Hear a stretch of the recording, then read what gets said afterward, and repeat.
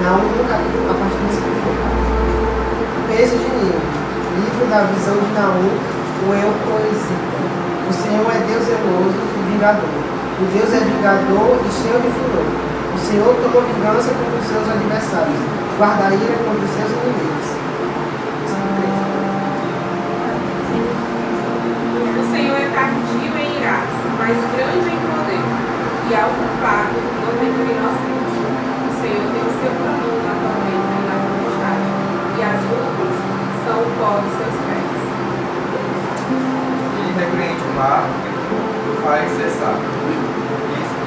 Luta os rios, desfalece o passar, camelo e a flor, urbano. Os montes tremem perante ele, e os porteiros se derramam. A terra se levanta na sua presença, o mundo e todos o que nele habitam. Quem parará diante do seu furor? E quem persistirá diante do ardor da sua ira? A sua cólera se derramou como fogo, e as rochas foram por ele derrubadas. O Senhor é bom, ele serve de fortaleza no dia da angústia e conhece os que confiam nele.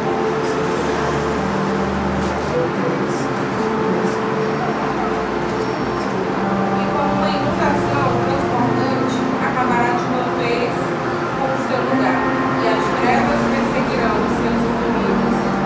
O último, capítulo 3, versículo 3:9. Não há cura para a tua ferida, a tua chaga é grave. Todos os que ouvirem a tua fama baterão as palmas sobre ti, porque sobre quem não tem passado continuamente a tua malícia. Antes de explicar, né, eu quero saber de vocês, o que vocês entenderam a notícia passada. Eu entendi que o Senhor ele é bom, mas ele também é justo.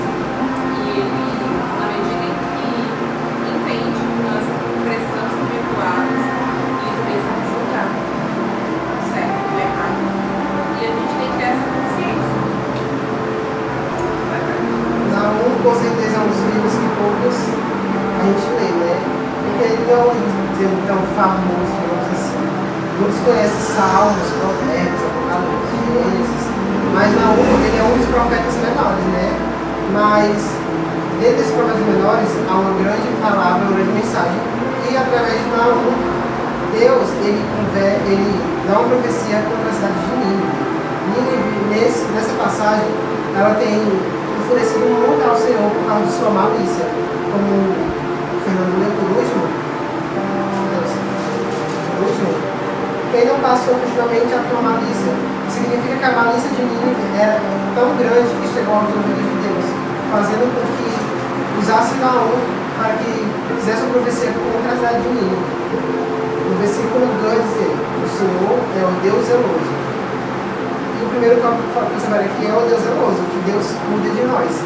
Deus, ele, tantas vezes na palavra dele, ele vai livrando aqueles que são conforme a sua palavra, que são segundo o seu coração. O que dizer do povo de Israel? Tanto murmurava, mesmo assim ele livrou da mão de Faraó, por causa de quem? Por causa de Moisés. Mesmo murmurando, Moisés estava lá, de Deus dobrado, começando por Deus, falando para que livrasse o povo de Faraó. E Deus livrou. O que dizer de Ló também, na cidade de Sodoma e Gomorra? Ló, ele queria estar lá, mas através de Abraão, Deus livrou ele de lá. Abraão, com uma conversa com Deus, ele dizendo, quando Deus enviou um anjo, né, para destruir a cidade de Sodoma e Gomorra, ele perguntou: Deus, mas se tivesse um justo, 10 justos, o Senhor escaparia daquela cidade? Deus falou que sim. Acontece que naquela cidade de Sodoma e Gomorra não existia nenhum justo sequer, a não ser Ló e sua família, que eram descendentes de Abraão. Então Deus resolveu tirar eles de lá para que a cidade fosse destruída por causa de sua malícia. E não foi diferente aqui em Nínive. Não pode dizer infelizmente, né, porque não é destruída. Pessoas foram mortas por causa da malícia. E Nínive, porém, não teve salvação. Mas, você não fala que é Deus dá uma chance. Deus, ele é um Deus justo. Apesar dele ser um grande em amor, como a gente sempre é acostumado a ouvir a pregar, Deus é também um Deus justo. E a justiça dele opera no amor dele também. Porque conforme ele vai amando a gente, o amor dele vai engrandecendo, a justiça também vai engrandecendo conforme o tempo vai passando. A grandeza dele é tão imensa que tanto o amor quanto a justiça elas andam juntas com Deus. E Deus, ele deu uma chance a mim. Como vocês já ouviram falar do profeta Jonas, Deus envia Jonas, que foi o livro antes de Naum, onde Deus envia Jonas para também proferir profecias contra a cidade de Nínive. Porém, Jonas não queria ir. Jonas ele sabia que Nínive era uma cidade com má intenção. Nínive, desde os tempos passados, era uma cidade em que a malícia governava sobre aquela cidade. Mesmo assim, Deus envia Jonas, porque queria dar uma chance a Nínive. E na passagem de Jonas, vai falar que o rei de Nínive se vestiu de pano de saco e fez com que a cidade inteira vestisse pano de saco para que se eles se arrependessem, porque eles tiveram um temor de Deus. Nínive, ele temeu a Deus por causa da profecia que foi feita por Jonas. E Jonas, ele viu que a cidade se arrependeu, e ele ficou com raiva disso, porque Deus ele é justo. Ele deu a chance a Nínive e Nínive aceitou essa chance. Eles se apegaram na justiça de Deus e se arrependeram dos pecados que eles tiveram. Durante um bom tempo, Deus foi com Nínive. Durante um bom tempo, Nínive estava nos caminhos do Senhor. E a palavra diz que há uma festa no céu quando o pecador se arrepende. Imagine como teve a festa no céu quando a cidade inteira de Nínive se arrependeu. Se vestir de pano de saco naquele tempo, se vestir de pano de saco era uma humilhação gigantesca. Muitas vezes, você vai ver na palavra de Deus, reis, profetas se vestindo de pano de saco, rasgando suas vestes em forma de arrependimento, porque eles reconheceram o seu pecado, reconheceram que estavam errados e se vestindo de pano de saco por se humilhar diante de Deus. E Nínive se arrepende. Deus colocou a cidade de Nínive. Mas Jonas ele não gostou, porque ele sabia que Nínive era uma cidade errada. Mas da mesma forma que Deus é um Deus justo, Deus é um Deus vingativo. Como diz o próximo tópico, Deus vingativo. Deus ele se ira. A gente fica pensando, gente, Deus tão bondoso, tão amoroso, como é que ele se ira, como é que ele sente raiva? Mas a própria palavra diz pra gente, ireis, mas não pequei. O fato de você se irar não faz que você pecar. Mas o que acontece depois da ira? O que acontece depois da nossa ira? A única diferença entre a ira da gente e a ira de Deus é que a ira de Deus é justa. Deus ele sabe o que faz.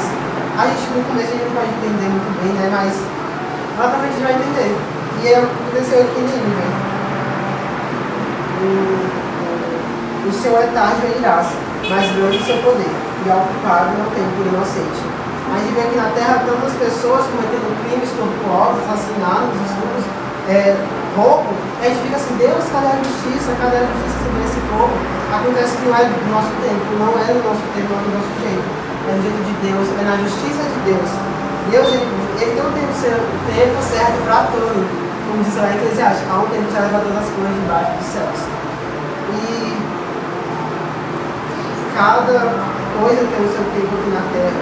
A gente fica perguntando, há tantas coisas ruins acontecendo no mundo, e a gente fala, Deus, cadê a justiça? Porque acontece tanta coisa ruim na minha vida e a gente olha para ver do outro e tá uma beleza. Cadê a justiça, né?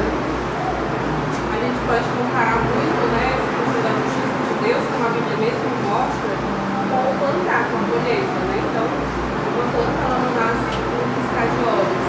Tem a semente, tem o processo, o regar. Quando chega o tempo de colher, aí assim, a gente sabe, né, se realmente foi frutuoso a nossa caminhada ou se ela está seca, se não teve prosperidade.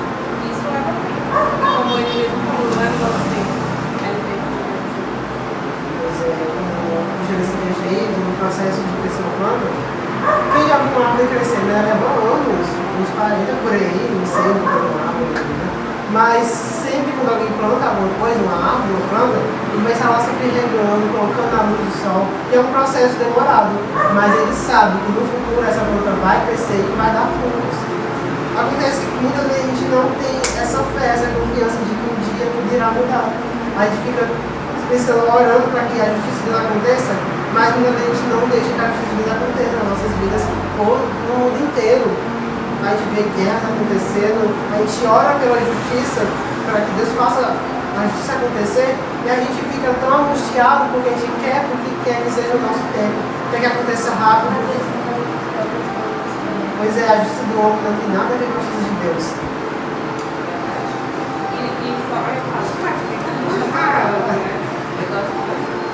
E aí, gente, trazendo para nós, né, esse processo de maturação, porque o tempo que uma planta leva para crescer, para se formar, chama-se maturação. Então, ela está aí maturando, né? Enfim, criando vínculos aí para poder florescer. Focado a nós aqui, o nosso regalo, a gente frutifica com as amizades. Então, é importante a gente saber quem está do nosso lado, quem caminha com a gente. Porque às vezes uma palavra, uma ideia, um desejo de um amigo acaba se tornando nosso, né? Então às vezes eu tenho um amigo que está me vendo ali para cá e ele, nossa, que massa, nós temos que ter amizade que se escandalizem com o pecado de Deus. Samuel, eu vou te dar um tapa, para com isso, literalmente. Porque o pecado muitas vezes ele parece sorrir, né? Porque o prazer ele é momentâneo, né? Mas ele é agradável aos olhos. Mas a consequência disso, cara, é que é o fruto. Falando de uma passagem que é o filho pródigo. E até quando a minha fase da escola, eu convivi com todo mundo que ele saiu da casa do seu pai, que tinha as melhores comidas, as melhores vestes, uma riqueza, pegou a sua herança e gastou tudo no mundo, com meretrizes, com várias coisas, bebidas, e no fim ele só colheu do que ele plantou, basicamente. As consequências do pecado, que foi quase a morte dele. Mas depois que ele percebeu, ele voltou para o seu pai. E eu acho que é linda essa passagem porque a gente tem que ver por um lado mais metafórico. Porque no caso que nós somos um filho pródigo e o nosso pai é Cristo. A gente pode sempre voltar, mas a gente tem que se arrepender de verdade e mudar, porque a palavra de Deus ela também vem com mudança. E uma vez que a gente se arrepende, ele se arrepende mesmo, né?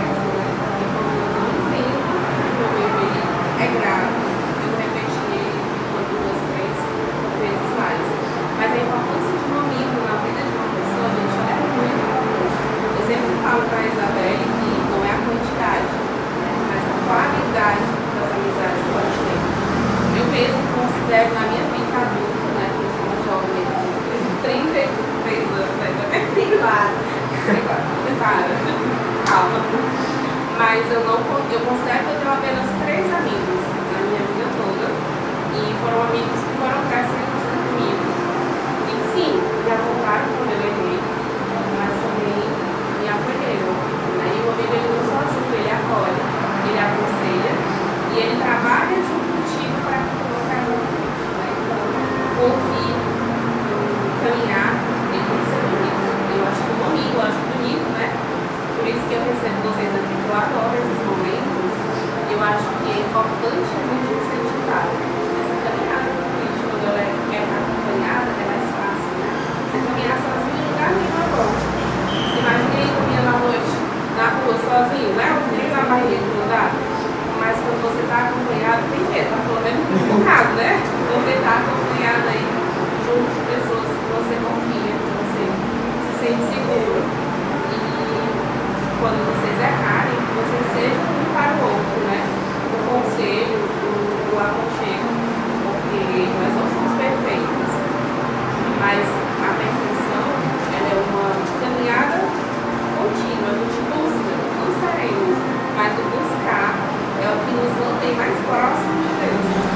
Vocês não têm essa caminhada aí, uns perto uns dos outros, e principalmente perto de Deus, que é o nosso guia, né? A nossa base. A Bíblia fala sobre as companhias, né? As más conversações como os bons costumes, mas também tem provérbios que há um amigo que é mais que um irmão. Então a gente tem que escolher as nossas amizades, escolher com quem vamos andar e saber que aquela pessoa é uma pessoa certa, que vai nos corrigir quando precisamos, que vai nos consolar quando precisamos. Quantas vezes a gente já caiu porque a outra pessoa que estava ao nosso lado estava nos incentivando a cair, né? Pois é, é um pecado prazeroso, como a irmã disse, né? Mas é momentâneo, uma hora acaba e a consequência vem. A gente não vê na hora lá, né? Mas uma hora vem. Uma hora vem que fala coisa.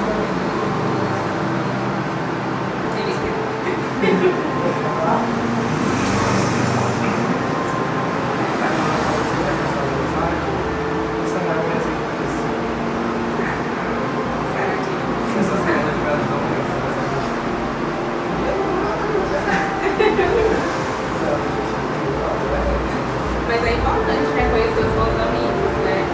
E eu acho que a gente começa a chorar, ó, você começa a falar. Presta atenção, seu Jeremias. Saiu de lágrimas. Eu acho que um amigo, ele inspira bons costumes, ele nos incentiva a crescer. Às vezes na escola, né? Você tem um amigo que te ajuda na tua dificuldade, na igreja te ajuda a superar o medo, né? Às vezes você tem sim algo que te faz cair, mas você tem um amigo que te incentiva. Não, você não vai não, você vai continuar firme e também te encoraja a não desistir. A caminhada com Cristo ela não é fácil, gente. A gente sabe, né? Estar ali firme, resistindo, dizendo não, né? Aos prazeres desse mundão aí que é gigante. Tem muitas coisas, né? A volta lá ela é muito mais fácil, né?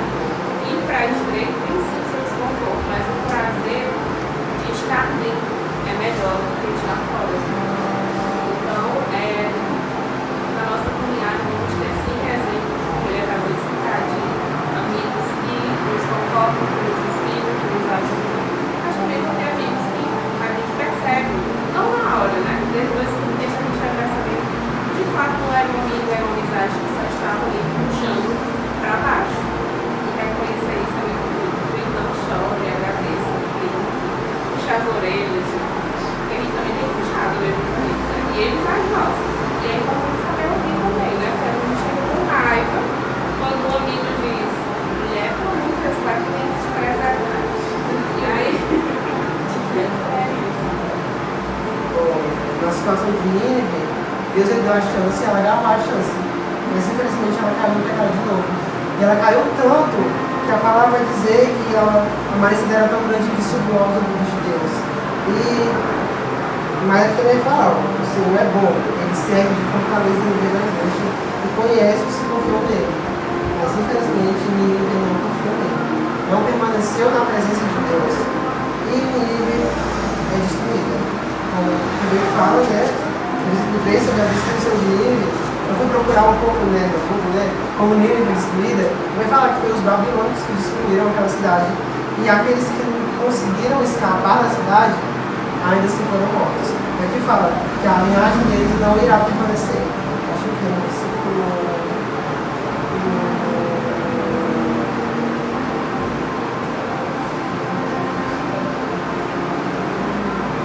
14. Contra ti, porém, o Senhor deu a ordem que não haja mais linhagem do teu nome. Da casa dos teus deuses exterminarei a imagem da escultura de fundição. Ali farei o teu sepulcro, porque és meu. Deus viu aquela cidade que no começo elas conseguiram persistir, mas infelizmente, por algum motivo elas caíram e não teve mais volta. Deus então destruiu a cidade, deixando nenhuma linhagem sequer na cidade de Nínive. Com isso a gente traz para nós, devemos permanecer em Cristo, devemos vigiar. Quantas vezes Jesus traz parábolas sobre os fins dos tempos e sempre falar, vigiar e orar, porque não sabemos o dia nem a hora que o Filho do Homem há de vir. Então a gente não sabe, vai ser agora, pode ser daqui a um minuto, pode ser antes do que vai acontecer, a gente não sabe. Mas sempre tem que estar preparado para ouvir e prestar atenção, porque a palavra vai dizer, ele vai vir no momento em que todos estão desapercebidos. Ninguém vai estar assim, será que não é hoje? Acho que não é hoje. Então, a gente vai estar tão dispersos, tão mas mesmo assim, aqueles que confiam no Senhor, como os bons de Sião, que não se abalam, mas permanecem para sempre. Devemos sempre permanecer com Deus na presença dele. E com Deus não se brinca. Vai falar lá, acho que em Gálatas capítulo 7. Não é isso. Deus não se deixa esclarecer. porque tudo que o homem semear, isso também colherá. Se fará e irá colher. Então, tudo que a gente faz nessa vida, a gente pode colher ou nessa vida, ou na vida futura vai vir, que é a vida da eternidade. Então, a gente tem que pensar qual é a eternidade que vamos estar passando. A gente vai escolher essa eternidade aqui na Terra. A gente vai ter que pensar: o que eu estou fazendo na minha vida? O que eu vou fazer? Para onde eu vou ir depois que morrer? Eu tive uma conversa com meus amigos da escola, eles não são cristãos, mas eles tiveram essa discussão comigo: para onde vamos depois de morrer, né? Eu falei que eu acreditava que a gente escolhe aqui na Terra onde vamos passar a eternidade. E eu fiquei pensando: como é que estamos vivendo a vida para que na vida eterna a gente possa passar com Deus?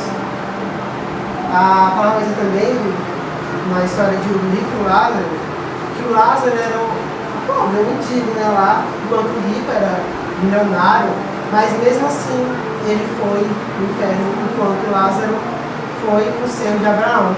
Mesmo ele não tendo nada, mesmo tendo várias feridas no seu corpo, como a palavra diz, que os cachorros iam lá e lambiam suas feridas, todo maltratado lá, mesmo assim. Acredito que ele permaneceu em Deus, mesmo nas dificuldades que ele estava passando, fazendo assim que no futuro, na vida eterna, ele possa estar lá, deitado no seio de Abraão, que é a paz eterna. Imagina a felicidade que Deus vai ter quando nos vê lá. E a felicidade que vamos ter de nos ver lá. Eu te conheci, agora estou vindo na terra, né, tudo mais. E quando a gente acaba no 7, não vai se lembrar como irmão, como mãe, como filho, mas a gente vai reconhecer, a gente conhece, a gente estava lá na terra, a gente caminhou junto. O que adianta caminhar os caminhos da terra e não caminhar os caminhos de Deus? O que adianta ouvir e falar e não cumprir a palavra de Deus?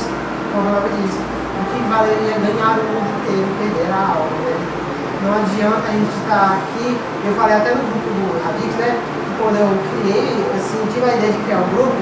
No começo, Samuel, antigamente, pensava em holocausto, pensava em famas, mas conforme eu fui passando, Deus fez ver a realidade. O nosso grupo aqui, ele não tem que estar focado na fama, não tem que ficar focado em altares, em palcos, na multidão que a gente vai estar cercando. Mas que mensagem estaremos dando para essas pessoas? Muitas vezes eu já falei aqui, até com o Fernando e para a Raica, que o intuito da gente é influenciar a geração que irá vir, a geração de hoje. A gente fica triste, até chora por ver a geração de hoje se perdendo por pregações falsas, heresias diante do altar. Muitas pessoas têm medo de contestar porque é um pastor que está lá, né?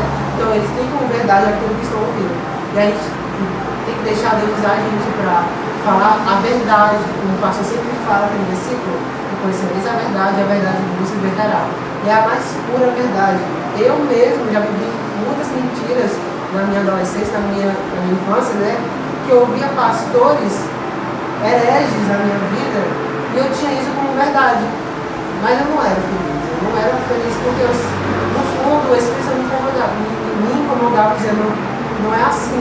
Não é assim que deve fazer. Quem tem o Espírito Santo de verdade no coração sabe que ele incomoda, ele sabe o jeito que a gente está, ele sabe: ei, tá errado isso aí, vamos consertar, vamos mudar o seu jeito. E aí a gente fica até entristecido porque a gente está tão acostumado a viver na mesmice, tão acostumado a viver do jeito que a gente vivia, e aí a gente fica com raiva dizendo que o Espírito Santo que é o nosso mal, que Deus que é o nosso mal, mas não. No futuro a gente vê como maravilhosa vai ser a eternidade com Ele. Mas infelizmente, ou felizmente, foi o final de Nínive. Deus livrou a malícia dele. E como diz lá no último versículo: não há cura para a tua ferida, a tua chaga é dolorosa. Todos que ouvirem a tua fama baterão as palmas sobre ti, porque sobre ti quem não passou continuamente a tua malícia. E que eu ia falar que bateremos palmas por causa da destruição de Nínive. Porque ele sabia que Nínive estava entristecendo o coração de Deus. Mas que reflexão: como estamos deixando o coração de Deus feliz ou triste? A palavra vai dizer, acho que isso é feliz, não sei, que Deus ele canta, salta e rodopia sobre nós. E a gente fica perguntando: o que será que Deus está cantando sobre nós? O que Deus está cantando sobre essa geração? Irmãncia não é fácil. Realmente não é fácil. A gente uma hora vai cair, mas ele dá a chance, como ele deu a chance, né? De voltarmos os braços do pai, com uma parábola do filho pródigo. Ele reconheceu que estava errado e ele foi até o pai, dizendo, pensando: eu vou dizer ao meu pai: pai, eu pequei contra ti e contra o céu. Me faz como muitos escravos, né? Me faz como muitos empregados. Mas quando ela vai dizer que já está no meio do caminho, sabe o que acontece? O pai vai ao encontro dele, ele corre até ele, abraça e beija. A gente fica imaginando, nossa, como será que a gente se arrepende? Vai lá e Deus vai correr atrás da gente, se beija e dizendo a cara assim. Mas mesmo assim, o pai corrige aquele que ama, né? E a gente tem que estar tarde e ouvir, porque vai ser doloroso, mas vai ser um prazer. Melhor sofrer assim, né? A justiça de Deus do que a justiça do homem. A justiça do homem é injusta, é má, mas a de Deus é justa. É isso.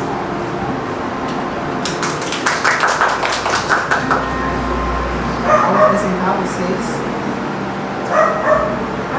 Falar sobre o perdão de Deus. Eu acho que você não importa também do pecado. Se o arrependimento for verdadeiro, a pessoa mesmo, e a pessoa se prestar ao Senhor e falar que ela pediu perdão a Deus, eu acho que não há questão. Sempre Deus vai perdoar a gente, né? Ele vai não sim a gente, só que também o perdão tem que vir a gente. A gente tem que aprender a se perdoar. E a gente tem que aprender a perdoar outras pessoas, porque se você está investindo na mesma meta daquele dele que você cometeu, então as pessoas não se resolvem mais com aquilo vai fazer com que a gente se afronte cada vez mais na nossa própria tristeza. Então, tipo, Deus vai nos perdoar, mas a gente se perdoou. É tipo aquilo, a gente tem que pedir perdão, se arrepender de todo o coração, mas também não ficar voltando ao passado. Ah, no passado eu era assim, será que eu vou voltar assim? Não, você está com Deus agora, você está caminhando uma nova caminhada que você vai melhorar. Eu sempre falei aqui para vocês, né?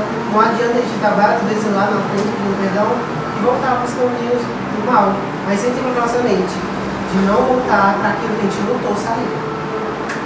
É isso. E todas as coisas se fazem nova, né? Quando a gente se propõe a viver o novo. Ainda sobre o filho pródigo, quando a gente voltou, ele não queria muito, né? Ele só queria voltar. E a surpresa foi tão grande, né? O arrependimento, a vontade que ele tinha em viver o novo, que ele percebia que ele fez melhor do que ele imaginava. Né? E essa esperança, essa crença, ela tem que se propor para a vida da gente. Se você fala para o ficar. Nessa primeira passagem, o pai vai falar: este meu filho estava perdido, mas ele voltou. Prepare o melhor carneiro, vestir sandálias, põe um anel no seu dedo. Ele queria fazer uma festa porque o pecador, novas vestes, foi dar banquete. Mas também fala sobre o irmão que estava lá. Mesmo estando dentro da igreja, digamos assim, ele ficou: como é que pode o irmão que acabou de se arrepender, voltou no Cristo e já está ganhando todas as bênçãos? Isso vai ter dignidade de cada um de Deus.